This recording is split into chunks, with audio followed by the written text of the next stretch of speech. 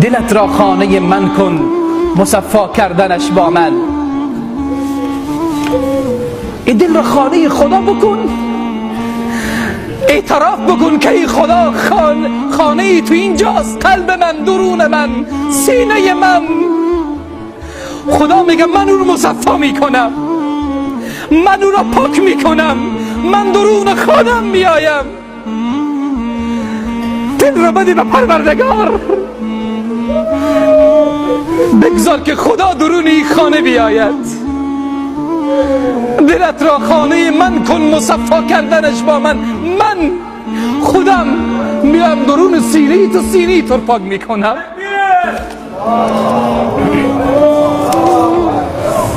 به من درد دل افشا کن، مداوا کردنش با من. برادر مشکل داره، به فضای مجازی میگذاره من مشکلات دارم. خدا میگه مشکل خور به الله عرض بکن، مداوا کردنش با من. من به سراغ تو میرسم. الله خود پروردگار میآید. اگر گم کرده ای دل کلید استجابت را، بیا یک لحظه با ما باش، پیدا کردنش با من. تو کلید استجابت را گم کردی، حیران و سرگردان میگردی.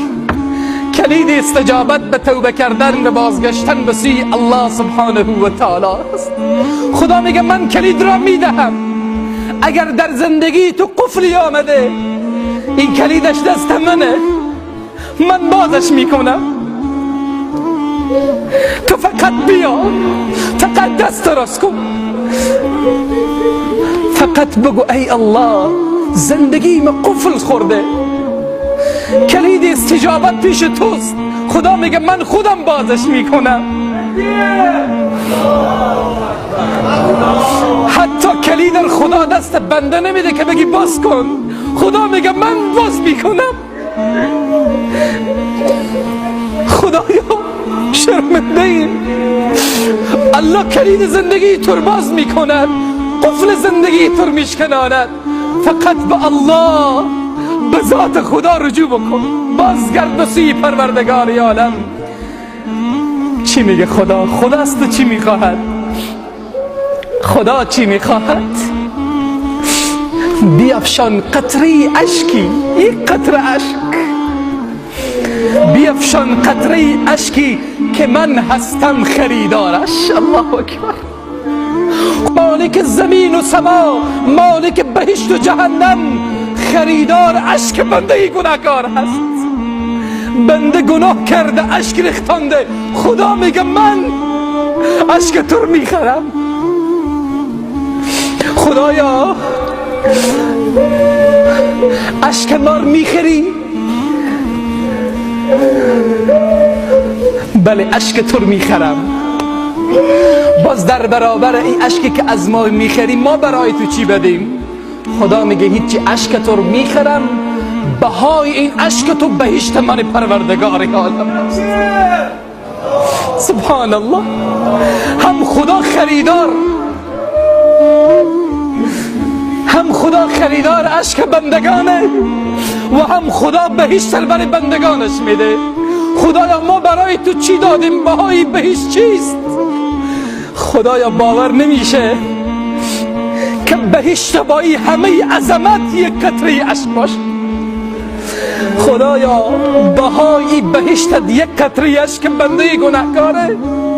بله، فقط یک قطره اشک بده. خدا میگه من بهشت خور به تو میدم، رضایت خود را میدهم. بالاتر از او عقل امیر قبول نمی کند. تو یک قطره اشک بده، من دیدار خود را برای تو میدهم. خدایا یک قطره اشک ما و دیدار تو، یعنی قطره اشک گناهکار و معصیتکار بهای دیدار توست. خدایا باور نمی شود. بریزان قطره اشکی، بیفشان قطره اشکی که من هستم خریدارش. بیاور قطره اخلاص، دریا کردنش با من. یک قطره بریز. خدا ابر رحمت خود با یک قطره تو سرتو میافشاند و میریزاند. خدا برای تو چی میگه؟ خواهر مسلمان، برادر مسلمان، فرض کن الله برای تو میگه اگر درها برویت بسته شد دل بر من کن باز.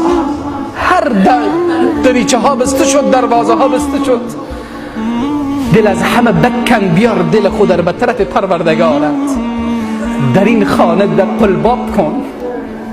هر دروازی زدی، به هر دروازی در قلباب کردی و تک تک کردی. شب دروازی خدا را هم بزن، دروازی رحمت خدا را هم یک شب بزن. در این خانه در قلباب کن. باز کردنش با من بازش میکنم. تو نمیگذارم دست بزنی باز بکنی. تو فقط تک تک که خدا میه در را باز میکنه. خدا پروردگار بزرگ به من گو حاجت خود را، اجابت میکنم آن را. طلب کن آنچه میخواهی، مهیا کردنش با من. از الله بخواه، اگر خدا برای تو نداد برو دنبال دیگری.